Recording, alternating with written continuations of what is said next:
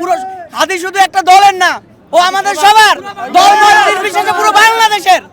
ওর মতো একজন বিপ্লবীর গায়ে গুলি মানে পুরো বাংলাদেশের উপর গুলি। এই স্বরাষ্ট্র উপদেষ্টাকে মানে খুব দ্রুত সময়ের মধ্যে এটা উদ্ঘাটন করতে হবে, কারা হাদির উপরে গুলি চালাইছে। যেখানে একাধিকবার হাদির উপরে পানি মারা, ময়লা পানি মারা, হুমকি, থ্রেট, কত ধরনের কথা আসছে, যে এই স্বরাষ্ট্র উপদেষ্টা কোনো ধরনের কর্ণপাত করে নাই। আজকে হাদির নিতর দেহ রিক্সা দিয়ে কিভাবে আসতেছে, এটা আমরা সহ্য করতে পারছি না। আমরা যারা জুলাই বিপ্লবে অংশ নিয়েছি তাদের ভেতরটা খুব রক্তক্ষরণ হচ্ছে।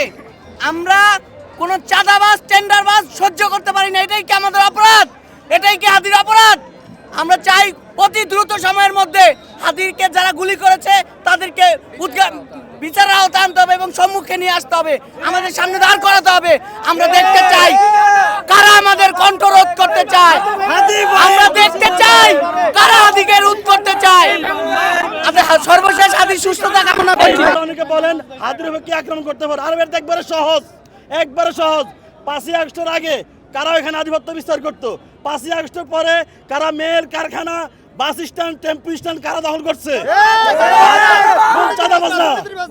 ওইখানে কারা চাঁদাবাজি করে, কারা সন্ত্রাসী করে, তারা হাদির উপর আক্রমণ চালাইছে।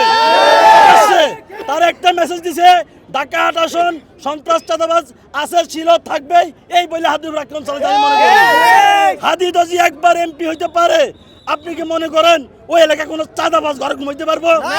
ঘুমাইতে পারবো?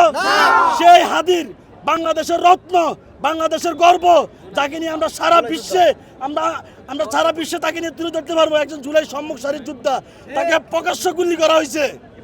এই স্বরাষ্ট্র উপদেষ্টা পদে থাকার কোনো যোগ্যতা নাই, কোনো যোগ্যতা নাই। হাদি ভাইয়ের কিছু হলে তখন দেখবেন কি করবো। হাদি ভাইয়ের কিছু হলে আমি একটা না, সারা বাংলাদেশের লোক রাস্তা নেমে যাইবো। তারপর দেখেন কি হয়। এই সরকার